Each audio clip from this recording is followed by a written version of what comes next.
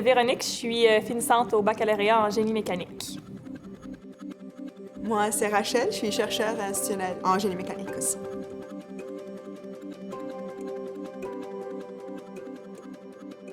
Est-ce que le choix de faire vos études en génie vous est venu naturellement?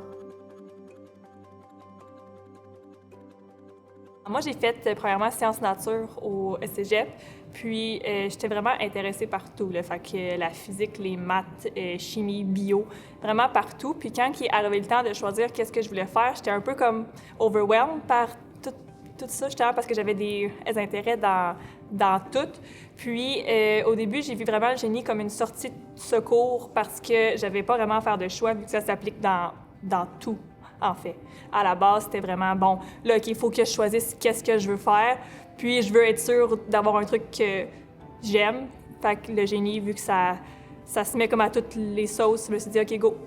My sister kind of lost her mind when I told her I wanted to do forensic psychology because I've always been really good at math and physics, and she didn't understand why I would go into a topic. It was very a financial thing. She was like, oh my God, you can become an engineer, you would make so much money. And at the time I was like, okay, I can try this out. And then within the first, my first year of being in electrical engineering, I knew that this is what I wanted to do. And like Véronique, I was also implicated in student groups, and I was really into audio, and I started building audio equipment. Like, I'm not a musician, right? So the only way I could contribute to this passion of mine wasn't through playing an instrument. It was actually through building amps and building synthesizers and theremins, and everything I was learning in my classes I was using. I was actually designing circuits and building them and testing them and troubleshooting them, and that blew my mind, actually, the fact that I can do this and give it to someone else that can benefit from it with their instrument. That's actually at the end what got me. Quand tu fais un truc de tes propres mains, puis tu sais que c'est toi qui l'as fait, tu sais que c'est toi qui l'as pensé puis que ça fonctionne, c'est tellement comme wow, tu sais, j'ai pensé à ça, puis j'ai fait ça, puis ça marche, puis c'est utile. Je pense qu'il y a ça aussi, là, tu sais, si tu as la volonté de vouloir changer un petit peu les choses, puis faire une nouvelle chose, ça peut vraiment être ta place là, ici, en ingénierie. Là. It's very tangible rewards, actually. Oui. You know, like you do it and it's there. It's not this abstract thing that it could be a device, it could be an amp, it could be something that you do and touch and feel and play with. C'est toi qui l'as fait après. Exactly. Ça, c'est moi. Yeah.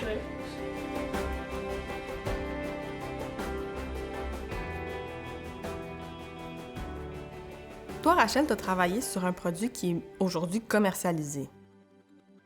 Est-ce qu'on peut savoir c'est quoi? Oui, en fait, mon travail en particulier était l'amélioration de la parole qui captait de l'intérieur de l'oreille pour des travailleurs qui travaillent dans des milieux bruyants. Okay. Donc, c'est en fait pour remplacer le casque avec un microphone qui est juste devant la bouche, parce que souvent dans ces milieux-là, en fait, tu as besoin de mettre d'autres protective equipment, exactly. Donc, gas mask, puis finalement, la communication, ça marche pas parce que ces micros-là sont très, très directionnels, comme ce micro-là.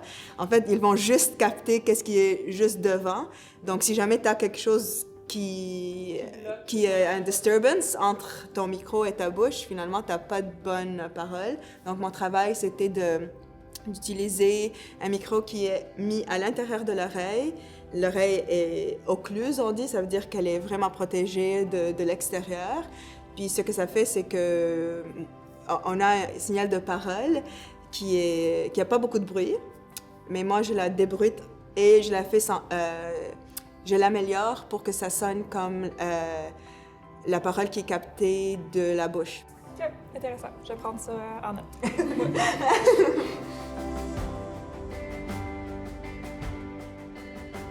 Qu'est-ce que ça prend pour être ingénieur? Est-ce qu'il faut avoir une certaine personnalité?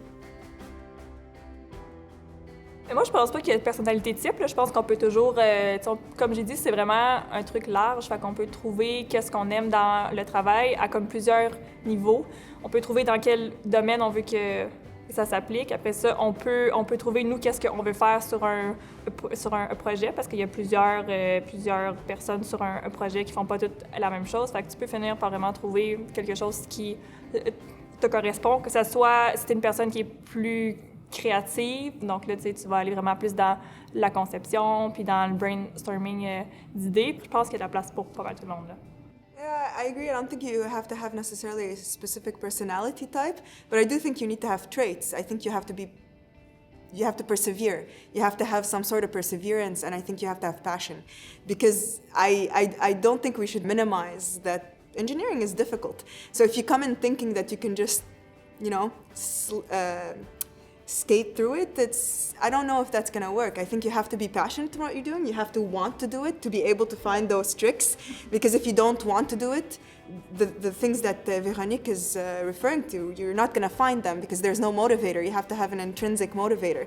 So for me, I think it's, do you want to? Do you have passion to do this? And I think that and a little bit of perseverance are all you need. But otherwise, you can be whoever you want and you have a place. You just have to find it.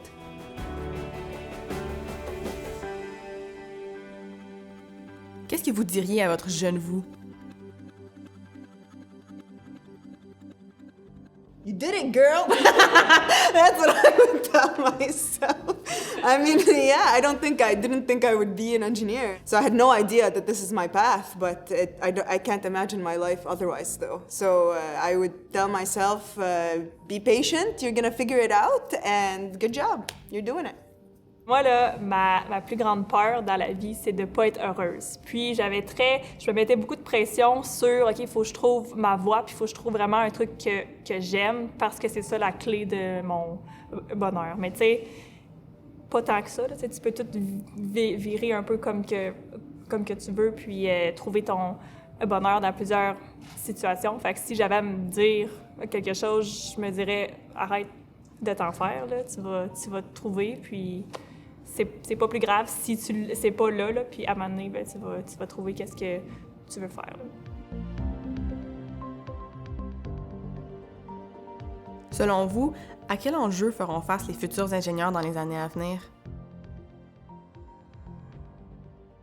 Mais pour moi, le futur il est quand même incertain, dans le sens qu'avec la crise qu'on vit présentement, ben, je me permets pas, moi, personnellement, de me projeter trop loin. Mais sachez que si vous voulez faire une différence, si vous êtes comme moi, puis vous êtes un peu éco-anxieuse, puis que vous voyez que peut-être que la crise qu'on vit actuellement semble un peu insurmontable, l'ingénierie, c'est justement une des façons de peut-être surmonter cette crise-là par des nouveaux moyens que peut-être que vous allez inventer. Donc, si c'est quelque chose qui vous intéresse et qui vous motive, go!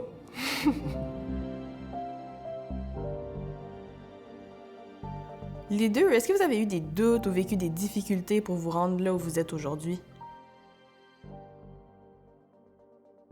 Oui, moi, j'ai eu des doutes, puis c'est surtout en début de parcours quand que, justement, j'avais comme pas compris à quel point que le génie, ça s'appliquait dans tout. Puis, tu sais, je parlais avec des gens ici qui ont fait des techniques, puis tu sais, eux autres, ils me parlaient des jobs qu'ils ont fait dans des shops, dans des usines, puis j'ai fait « Ah, mon Dieu, moi, je veux pas passer ma vie dans une shop. Je veux pas, c'est vraiment pas ça que je veux. » Puis au début, je dirais que ça m'a mise en doute, mais tu sais, oui, il y en a qui vont travailler dans des usines puis qui vont vraiment trouver leur passion dans ça, mais que moi non, puis que c'est normal, puis que je peux faire autre chose. Fait que tu sais, moi, ce que j'aime, c'est la physique mécanique, tu sais, c'est les forces, c'est les pressions, c'est les mouvements des corps, c'est des formations, puis pas nécessairement de la mécanique comme de réparer une voiture. Puis c'est ça, au début, qui était peut-être plus dur à faire la différence là, par rapport à ça.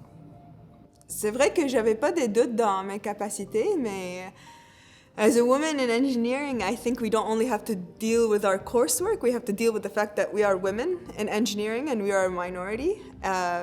When I was in I'll speak strictly about my bachelor's. When I was in my bachelor's, there were 3 of us in a class of 35, and electrical engineering in particular is notorious for not having a lot of women. And by the end, there were only 2 of us that made it.